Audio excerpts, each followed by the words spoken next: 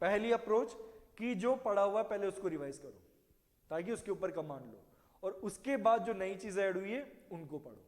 पहली अप्रोच ही हो गई।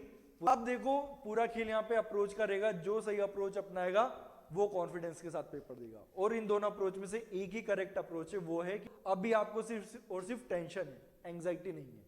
जैसे जैसे एक एक दिन सेटल होता जाएगा वैसे वैसे एंग्जाइटी बढ़ती जाएगी। टेंशन तो बढ़ेगी बढ़ेगी, क्या बढ़ रहा है साथ में, एंग्जाइटी बढ़ रही है।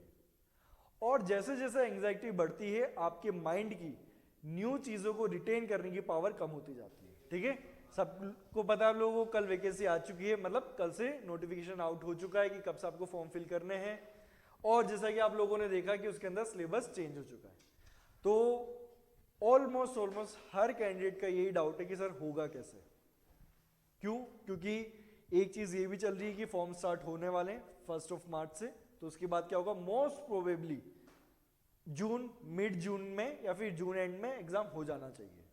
मोस्ट प्रोबेबली ये अजम्पशंस चल रहे हैं, क्योंकि लास्ट ईयर भी यही हुआ था, जून में ही था पेपर, प्री वाला याद है, प्री का जून में था और मेंस का फिर अगस्त में कर दिया था।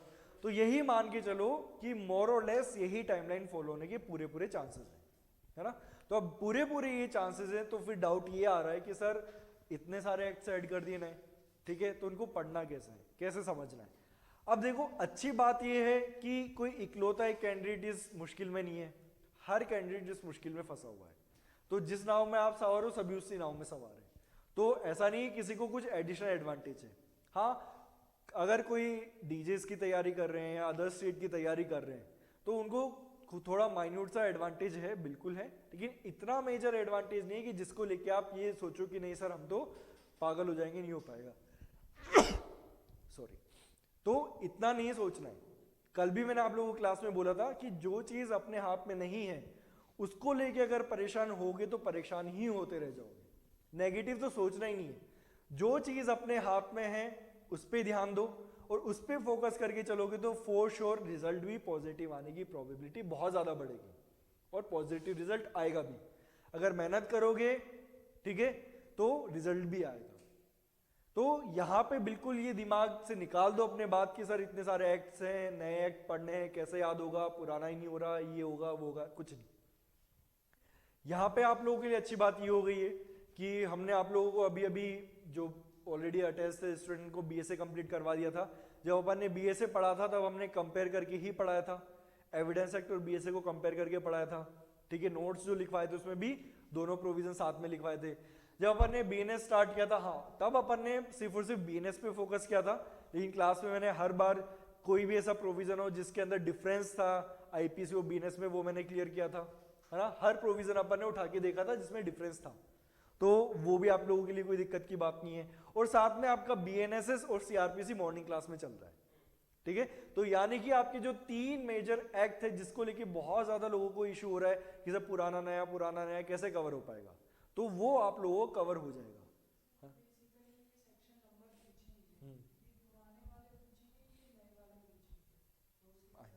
करेंगे, अभी ये चीज भी करेंगे, ठीक है। ये चीज समझ में आ गई, तो आप लोग ये चीज अपने दिमाग से निकाल दो कि सर ये मेजर एक्ट कैसे होंगे, ये तो आपके कवर्ड है, इनको तो आप बिल्कुल भी टेंशन मत लो कि कैसे कवर होंगे, वो कवर हम करवा देंगे। अब बात ये आती है कि बाकी एक्ट्स को कैसे पढ़ना है, ठीक है, बाकी एक्ट्स को कैसे पढ़ना है, ये सारी चीजें अभी अपन कवर करेंगे। उससे पहले अपन ब्रीफली एक बार ये देख लेते हैं कि पूरे एग्जाम की स्कीम क्या है, ताकि आपके दिमाग में चीजें क्लियर रहे। सबसे पहले तो नंबर ऑफ वैकेंसी 44, बहुत अच्छा नंबर है, ठीक है, 44 वैकेंसी निकाली है। तो ये देख के ज्यादा घबराना मत कि सर ये क्या हो गया, 44 वैकेंसी, देखो किसी ना किसी का तो सिलेक्शन होगा, तो वो आप क्यों ना हो, है ना।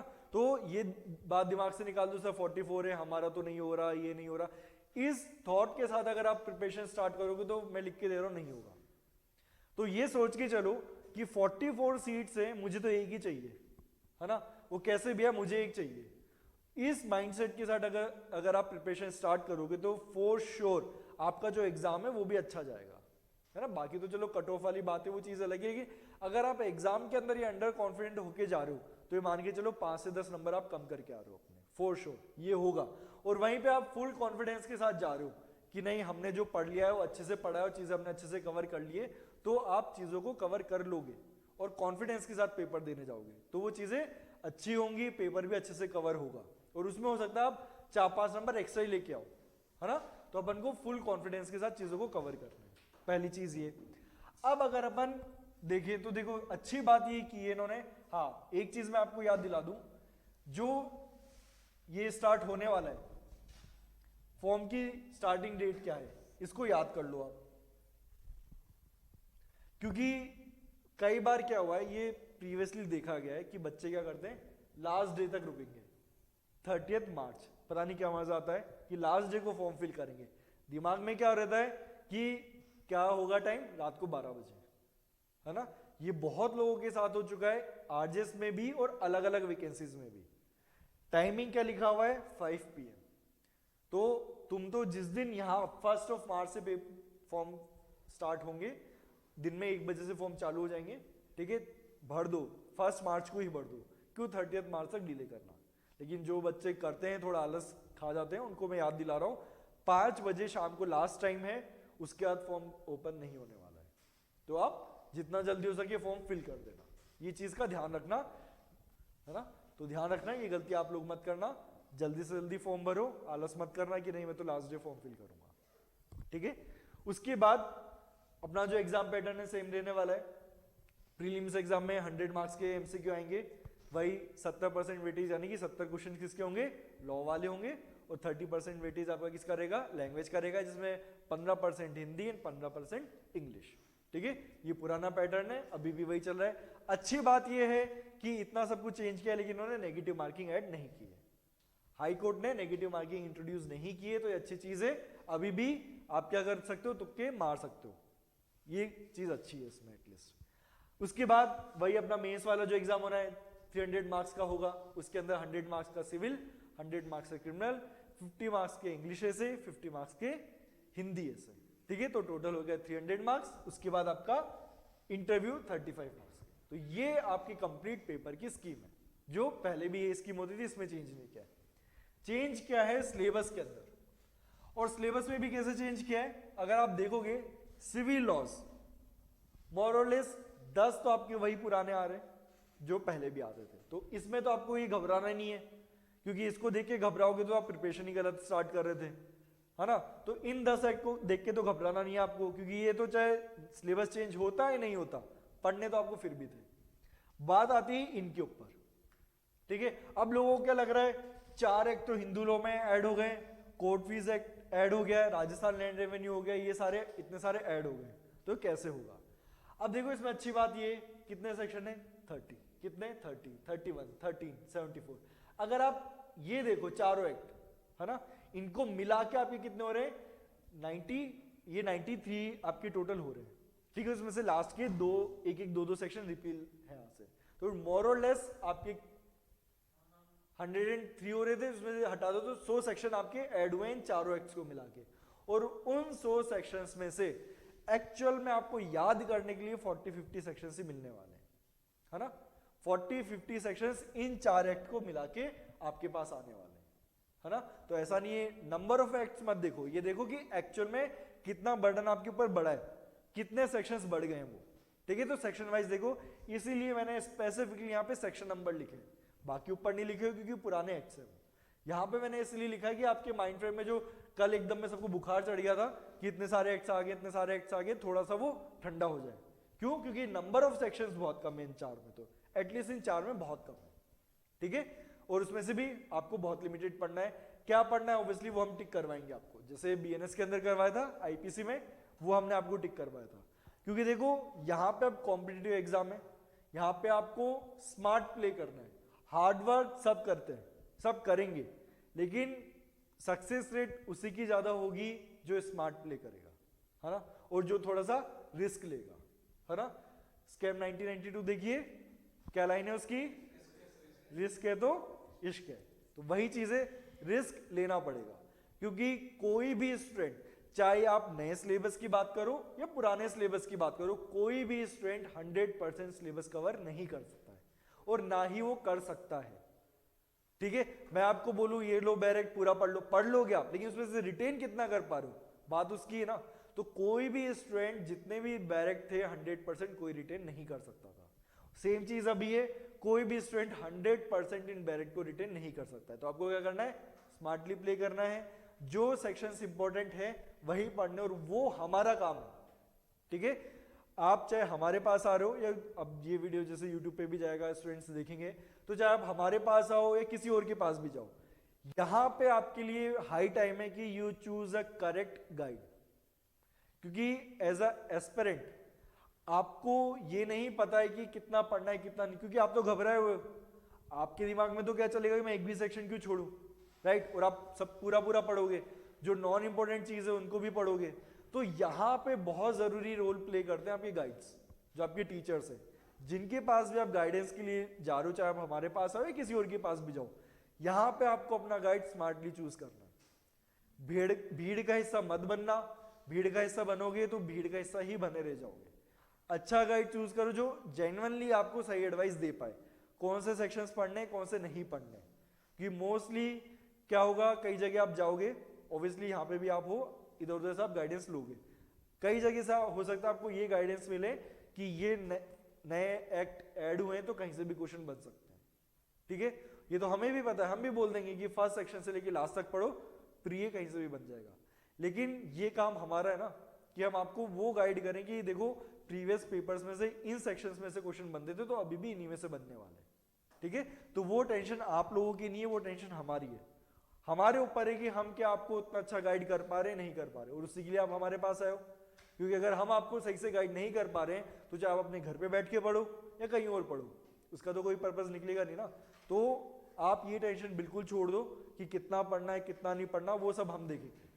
सारी चीजें आपको क्लास के अंदर टिक करवाई जाएंगी, कौन सा टॉपिक पढ़ना है कौन सा छोड़ना है, किसको थोड़ा ब्रीफली देखना है। बीएनएस के अंदर सेम किया था हमने कि कौन से सेक्शन पढ़ने, टिक करवा दिया था। जब अपनी लास्ट क्लास हुई थी बीएनएस की, उसमें सेक्शन टिक करवा दिए थे मैंने, और वो घट के ऑलमोस्ट आपके 150 या 180 के आसपास वो सेक्शंस आगे होंगे। वैसे 357 है, अभी आप काउंट करोगे तो कुछ 150 भी, मैं बहुत ज्यादा बोल रहा हूँ लेकिन 150 भी नहीं है वो सेक्शंस, इतने कम हो चुके हैं वो। तो ये सेम चीज अभी भी करेंगे, जो ये एक्ट्स ऐड हुए हैं उनके अंदर भी आपको टिक करवाएंगे कि ये प्रोविजन है जो इंपॉर्टेंट है। ठीक है, तो इस चीज पे ध्यान रखो। बाकी जो अपने ये एक्ट्स हैं, ठीक है, court fees and valuation again 74 है। मेन दिक्कत आने वाली है बच्चों को इसके अंदर, जो ये बोल रहे हैं, क्योंकि सबको घबराहट इससे हो रही है कि 261 सेक्शंस है इसके अंदर टोटल। बाकी सब में तो देखने में क्या पूरा साइकोलॉजी का खेल है, कि बाकी में तो क्या दिख गया आपको कि ठीक है 30 सेक्शन है, उसमें से स्टार्टिंग का फर्स्ट सेक्शन तो होगा इंट्रोडक्टरी सेक्शन, लास्ट का रिपील वाला हो जाएगा, तो 2 सेक्शन वैसे हट गए, कुछ 1-2 बीच में अमेंड हो रखे होंगे, कुछ चीजें आपको वैसे पता होगी, तो यहाँ पे थोड़ा सा आदमी रिलैक्स कर जाता है। दिक्कत आती है 261 में कि 261 सेक्शन से कैसे याद होंगे। 261 सेक्शन अपने आप में बहुत बड़ा टास्क है याद करना, है ना। तो अगेन बिल्कुल टेंशन मत लो, इन वाले एक्ट्स में से भी आपको टिक करवाए जाएंगे कि कौन से टॉपिक्स हैं कौन से वो सेक्शंस हैं जिनको आपको अच्छे से ध्यान देके पढ़ना है ना। ये सारा काम हमारा है। उसके बाद आप देखोगे नेक्स्ट क्रिमिनल लॉ के अंदर एटलीस्ट उन्होंने ज्यादा एक्ट नहीं किए। नेगोशिएबल इंस्ट्रूमेंट एक्ट पहले भी था, लेकिन पहले क्या था, सिर्फ चैप्टर 17 था। अब क्या हो गया है, पूरा एक्ट डाल दिया। एक ही हो गया है Rajasthan excise act and IT act.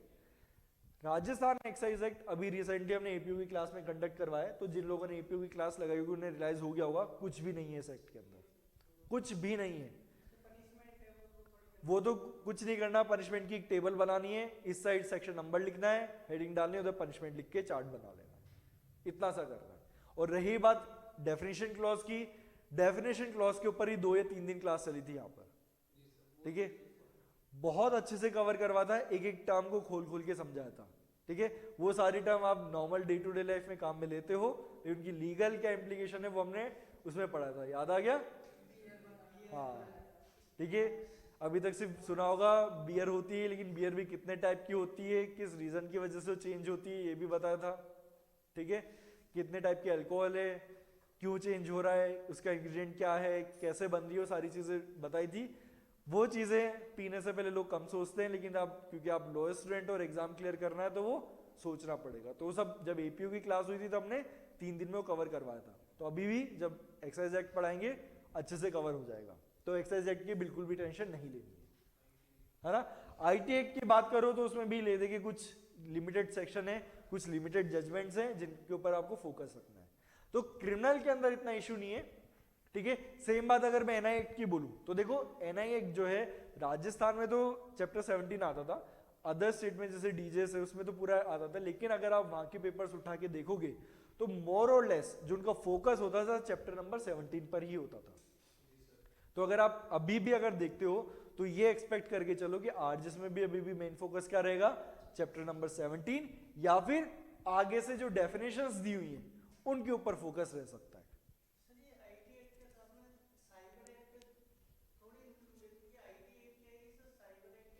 नहीं नहीं नहीं, नहीं सिर्फ आईटी एक्ट।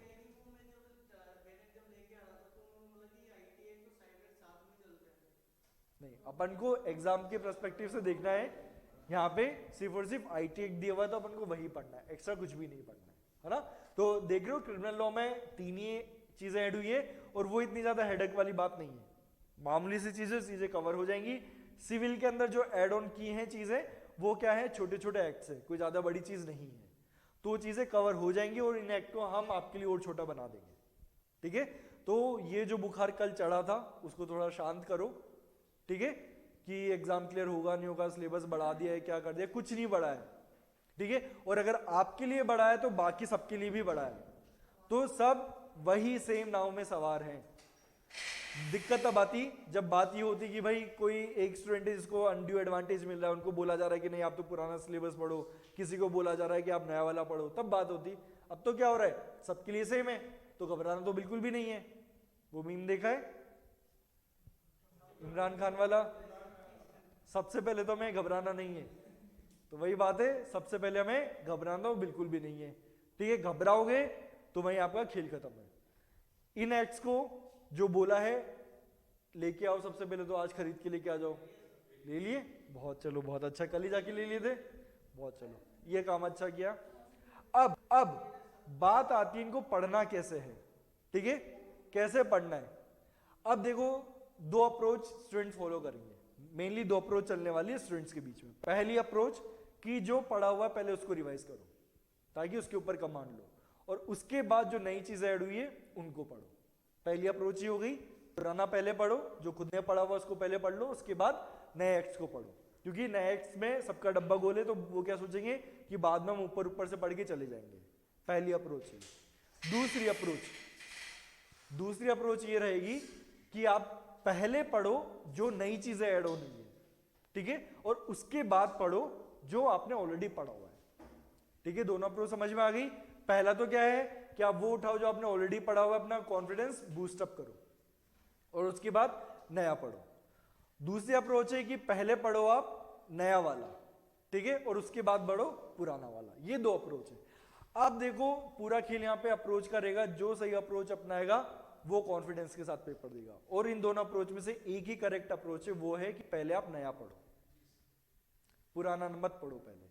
मैं उसका रीजन भी बता देता हूं। देखो हो सकता है कि आपको ये गलत लगे, ठीक है, सबकी साइकोलॉजी अलग अलग होती है, लेकिन क्योंकि हमने खुद ने इतने पेपर्स दिए हुए, हमारे सामने बच्चों ने पेपर्स दिए हैं, ठीक है, तो स्टूडेंट की साइकोलॉजी में बता देता हूं।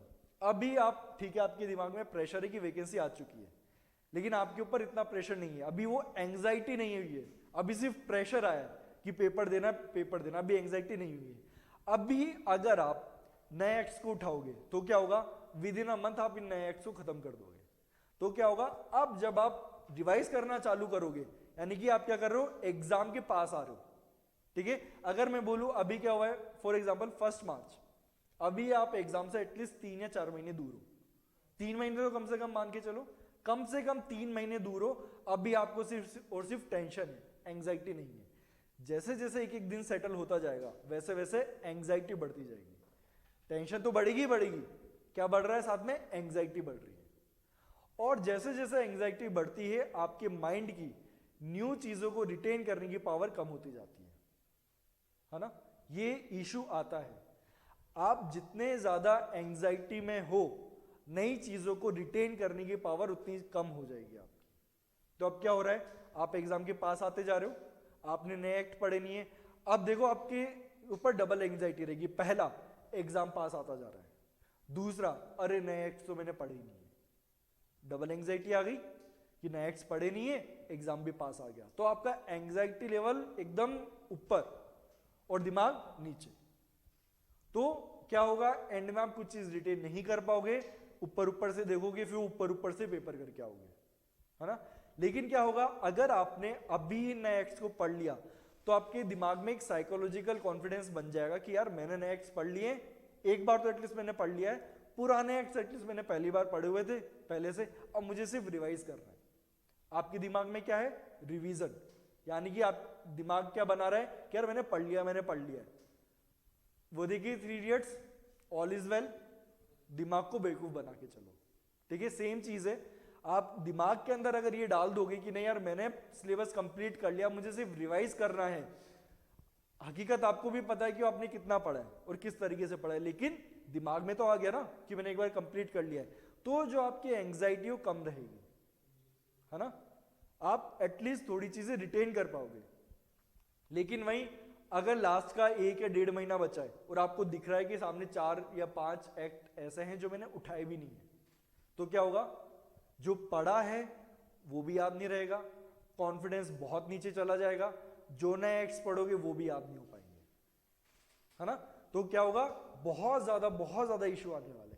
अगेन मैं ये नहीं बोल रहा कि जो मैंने बोल दिया सच है, हो सकता है कि आप अलग तरीके से सोचते हो, आपकी साइकोलॉजी अलग हो, लेकिन हमने लास्ट 2.5 ईयर में जो हमारे स्टूडेंट्स को देखा है, जो हमारा खुद का एक्सपीरियंस रहा है, वो यही है कि जैसे जैसे एग्जाम पास आएगा वैसे वैसे आपकी नई चीजों को रिटेन करने की पावर रिड्यूस होती जाएगी, और एक टाइम ऐसा आएगा जब आप नई चीजों को तो रिटेन बिल्कुल नहीं कर पाओगे, और जो पुरानी चीजें उनको भी इकट्ठा करके रखने में दिक्कत आएगी। एंग्जाइटी बेसिकली ऐसी चीज है जो आपके दिमाग में छेद करती है, सीधी सी बात यह है।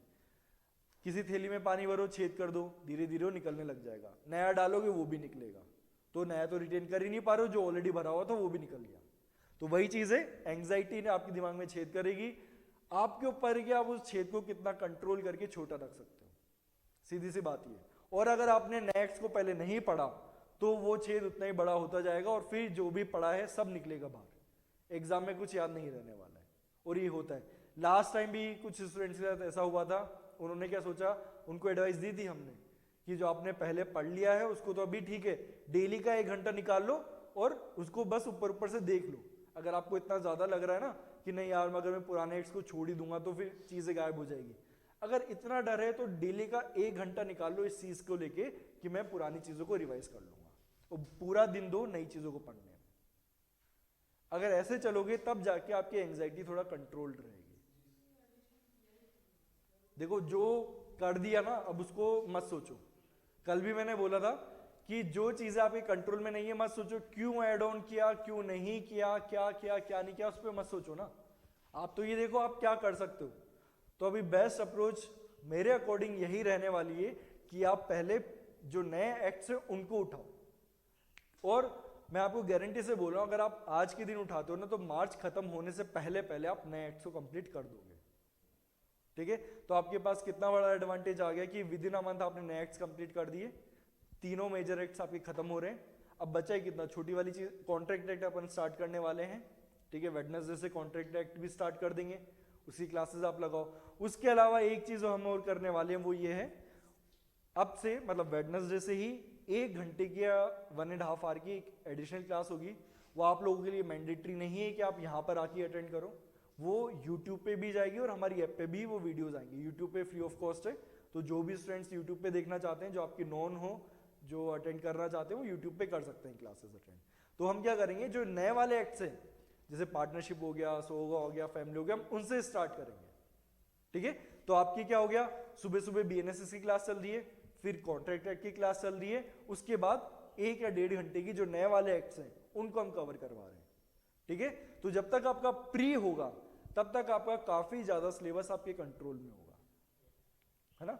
अब देखो ये मत करना है कि सर 3 क्लास लेंगे तो पढ़ेंगे कब। देखो ये 3 या 4 महीने हैं जिसमें आपको आर्य पार की लड़ाई लड़नी है, और आर्य पार की लड़ाई ऐसे ही लड़ी जाती है कि दिन रात एक कर रखा है और पढ़ रहे हो, ठीक है।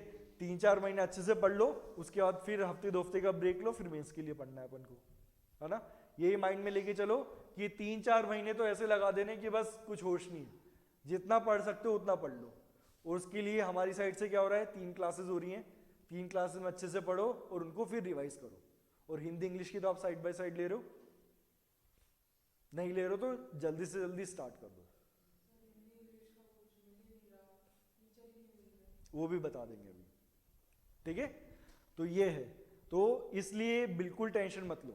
आप लोगों का सिलेबस जितना ज्यादा हमारी साइड से हो पाएगा हम पूरा कवर करवाने का ट्राई करेंगे कि आप कॉन्फिडेंस के साथ जाओ। और वही हमारा काम है कि देखो पेपर ना तो हम क्लियर करवा सकते ना कोई और क्लियर करवा सकता, लेकिन एज योर गाइड ये हमारी रेस्पॉन्सिबिलिटी बनती है कि जब आप पेपर देने जाओ तो इस कॉन्फिडेंस के साथ जाओ कि यार ये पेपर में फोड़ के आ रहा हूं, और वही अपन को चाहिए। अगर ये इस कॉन्फिडेंस के साथ पेपर में बैठोगे तो 5-6 क्वेश्चन एक्स्ट्रा ही अच्छे से करके आओगे, और अगर ये कॉन्फिडेंस नहीं रहा तो 4-5 क्वेश्चन फॉर श्योर गलत करके आने वाले हो, है ना। और ये चीज अपने दिमाग से निकाल दो कि सिलेबस में नई चीजें क्यों ऐड की है, जो अपने कंट्रोल में नहीं है उसके बारे में क्यों सोचना है, क्यों ऐड किए क्यों नहीं किए, वो तो हो गया ना बैड, हो गया तो पढ़ो, सबको पढ़ना है, अच्छी बात ये सबको पढ़ना है, तो फिर पढ़ो उसके लिए, है ना। तो जितने पानी में आप हो उतने पानी में दूसरे लोग हैं, ठीक है। तो इस चीज को दिमाग से बिल्कुल निकाल दो और ये फोकस करके चलो 44 सीट से मुझे 1 सीट लेनी है ना, ये वाली चीज है, इसको फोकस में रख के चलोगे तो चीजें क्लियर हो जाएंगी। अब बात आती है पुराने एंड नए लॉज जो है बीएनएसएस और आईपीसी, बीएनएस हो गया, आईपीसी हो गया, बीएसए एविडेंस हो गया, बीएनएस सीआरपीएस हो गया, इनको करना कैसे। अब देखो, अब जब अपन ने बीएसए और एविडेंस पढ़ा था डिट्टो कॉपीड है, बहुत माइन्यूट सा डिफरेंस है, बहुत माइन्यूट सा। सेम चीज अब अपन ने आईपीसी और बीएनएस पढ़ा तब भी अपन ने कंपेयर किया तो आपको रियलाइज हो गया होगा कि बहुत माइन्यूट सा डिफरेंस है। और जब आप अभी बीएनएसएस और सीआरपीसी पढ़ रहे हो by the end of that particular subject आपको रियलाइज हो जाएगा कि इसमें भी बहुत ज्यादा चेंजेस नहीं है। तो आपको ये नहीं सोचना है कि कैसे याद करनी है अंदर की चीजें, आपको क्या सोचना है कि कैसे मुझे इंडेक्स से याद करना है। उसका सिंपल सा तरीका है, फोटोकॉपी करवाओ इंडेक्स को और चिपका लो अपनी दीवार पे, है ना, दीवार पे चिपका के रखो डेली डेली। देखो अगर इंडेक्स को इसलिए याद करोगे, इसलिए पढ़ोगे कि मुझे याद करना है, तो फिर वो याद नहीं हो पाएगा। डेली अभी अगर 3 महीने हैं, 3 महीने में अगर आप उसको दीवार पे चिपका के रखा हुआ है आपने और उसको सिर्फ डेली बस देख रहे हो, है ना, पढ़ने का तो अपने दिमाग के ऊपर प्रेशर लेना ही नहीं है, सिर्फ देखना है हमें। जब तक प्री होगा तब तक आपको इंडेक्स काफी हद तक याद हो चुका होगा, है ना। तो ये प्रेशर मत लो कि इंडेक्स कैसे याद करें, इतना सा देखो कि आपको डेली बस वो इंडेक्स को रिवाइज करना है, पढ़ना है। और जब आप उस चीज को डेली डेली पढ़ने लग जाओगे ना तो आपको चीज ऑटोमेटिकली याद हो जाएगी। मूवीज के गाने सुनते हो, कभी ये प्रेशर लेके तो नहीं सुनते कि नहीं मुझे गाना याद करना है, क्या रहता है कि बस मुझे गाना सुनना है, और जब उस गाने को आप 4 से 5 बार सुन लेते हो तो अपना वो गाना याद हो जाता है। सेम चीज यहाँ पे करनी है कि आपको क्या करना है, उस इंडेक्स को चिपका लेना है और सिर्फ ये देखना है कि मुझे बस ये देखना है, मुझे याद नहीं करना है। दिमाग से हेडेक निकाल दो, दिमाग को जितना ज्यादा रिलीज रखोगे कि भाई मुझे चीजें याद नहीं करनी, तो दिमाग उतना ही चीजों को ज्यादा ग्रास्प करेगा कि ठीक है देखना देख लेता हूं मैं। तो डेली यही करना है, इंडेक्स उठाओ और देखना चालू करो, है ना, याद करने की हेडेक मत लो। और वहीं पे जब अपन ने बीएसए और एविडेंस किया था तब भी मैंने बताया था सिर्फ 2-2 सेक्शन आगे पीछे चल रहे हैं, है ना, ज्यादा आगे पीछे नहीं है। मेन इश्यू जो आपको आने वाला हो आईपीसी में आएगा, है ना, आईपीसी के अंदर आएगा क्योंकि उसमें पूरे सेक्शंस जो है उल्टे पुल्टे कर दिए। बाकी सीआरपीसी में भी ज्यादा डिफरेंस नहीं है, मोर और लेस आगे पीछे ही चीजें चल रही है ना, इस चीज का ध्यान रखो। नेक्स्ट चीज जो अब यहाँ पे 30x जो है ऐड हो चुके हैं, तो अब ये देखो यहाँ पे जो आपका पेपर बनने वाला है बहुत ज्यादा चांसेस है कि प्योरली डायरेक्ट बेस्ड हो। इस बार जो प्री आया था उससे पिछला जो प्री आया था वो कहीं ना कहीं थोड़ा कंसेप्चुअल था, है ना, लेकिन अब क्योंकि इतने सारे एक्स ऐड हो चुके हैं तो ये मान के चलो अब जो आपका पेपर है डायरेक्ट बेस्ड होने वाला है। और डायरेक्ट बेस्ड पेपर होगा तो जितना ज्यादा आप डायरेक्ट के ऊपर फोकस करके चलोगे उतना ही आपका काम अच्छा होने वाला है। For the time being concept को आप थोड़ा साइडलाइन कर सकते हो। वैसे तो हम जब आपकी क्लासेस लेते हैं हमेशा ये बोलते हैं कि कंसेप्ट पे फोकस करो, डायरेक्ट तो आप याद हो जाएगा, लेकिन अब रिक्वायरमेंट थोड़ी अलग है तो अपन को उसी हिसाब से अडॉप्ट होना पड़ेगा। तो अपन को क्या करना है, कंसेप्ट को आप थोड़े दिन के लिए साइडलाइन कर सकते हो।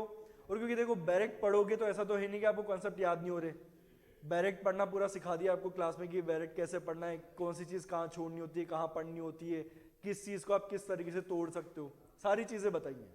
तो अगर आप अपने आप से भी बैरेक्ट पढ़ोगे तो मोर और लेस बैरेक्ट के थ्रू आप कंसेप्ट कवर कर लोगे। अगर मैं हिंदू लॉज की बात करूं, अगर सबसे ज्यादा जो डर आ रहा है बच्चों को इसमें आ रहा है हिंदू लॉज में, है ना, लेकिन जब आप हिंदू लॉज पढ़ोगे ना तो बैरेक्ट से सब कुछ कवर हो जाएगा, आपको ऐसा बहुत ज्यादा डिटेल में जाने की जरूरत नहीं है। और जो प्री का एग्जाम होने वाला है बैरेक्ट बेस्ड ही होने वाला है, जजमेंट राइटिंग के ऊपर, सॉरी जजमेंट्स बेस्ड आपका प्री का पेपर होने के चांसेस ऑलमोस्ट जीरो है। ठीक है, हो सकता है एक दो कंसेप्ट आपसे पूछ ले जजमेंट बेस्ड, लेकिन मोटा मोटा आपका जो प्री वाला पेपर हो कैसे होगा, पूरा बैरेक्ट बेस्ड होगा। तो ये मत सोचो कि 4 नए लॉज ऐड कर दिए, इतने सारे जजमेंट याद करने से सब कुछ करना, नहीं। अभी सिर्फ और सिर्फ पूरा फोकस रखो प्री के ऊपर कि बैरेक्ट तो अपन को सबसे पहले करने। बैरेक्ट अगर आपके कवर हो जाते हैं उसके बाद अगर आपको टाइम मिलता है तो थोड़े बहुत कंसेप्ट देख लो, ये है। बाकी क्या करो, बैरेक्ट के ऊपर फोकस रखो। चीज समझ में आ गई है? तो बिल्कुल भी नहीं डरना है अपन को, जो आपके सेक्शंस हैं उनके ऊपर ध्यान देके चलना है। इन एक्ट्स के अंदर क्या क्या चीजें कवर होने के चांसेस रहेंगे वो हम आपको सेलेक्टेड टॉपिक से, सेलेक्ट सेक्शन से वो जरूर आपको पॉइंट आउट करवाएंगे, टिक करवा देंगे, वो चीजें कवर कर लेना। ठीक है, और अपने दिमाग से प्रेशर निकाल दो कि नई चीजें ऐड हुई है तो कैसे कवर होंगी। ठीक है, अभी भी जैसे मैंने बताया वो गलती मत करना कि पहले पुराना पढ़ लो फिर नया पढ़ने बैठो।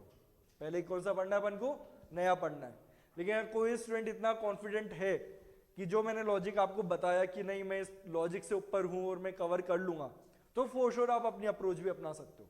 ठीक है, मैंने जो आपको अभी अप्रोच बताई थी वो अप्रोच बेस्ड थी हमारे पास्ट एक्सपीरियंस पे, हमारा खुद का और स्टूडेंट्स का, उसके बेस पे मैंने आपको अप्रोच बताई थी। अगर आप उस अप्रोच से पढ़ोगे तो आपका काम हो जाएगा। एटलीस्ट वो जो एंग्जाइटी वाली सिचुएशन है कि लास्ट के 1 महीने में आपको कुछ याद ही नहीं हो पा रहा, वो नहीं होगी आपकी, है ना। तो इस अप्रोच से पढ़ना, एक बार पढ़ना स्टार्ट करो, बाकी तो अब धीरे धीरे सारी चीजें कवर होती जाएंगी। ठीक है, कोई दिक्कत इसके अंदर? ठीक है, और एक काम और करना, मतलब एक काम नहीं, ये चीज सब याद रखना, सबकी अपनी एक इंडिविजुअल अप्रोच होगी।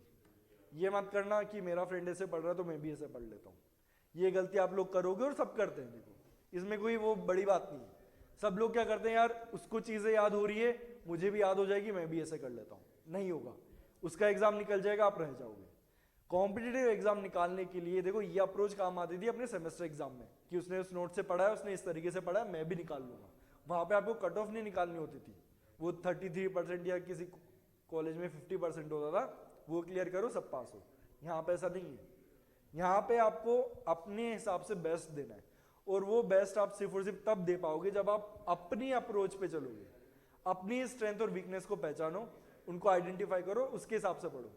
हाँ, आप ये कर सकते हो कि आपके फ्रेंड की approach same, sorry strength same है, तो आप देख सकते हो कि वो कैसे कवर कर रहा है। लेकिन अगर आप ऑल टुगेदर ये छोड़ दो कि नहीं यार वो ऐसे पढ़ रहा है मैं भी ऐसे पढ़ लेता हूँ, तो आपका एग्जाम क्लियर नहीं होगा, है ना।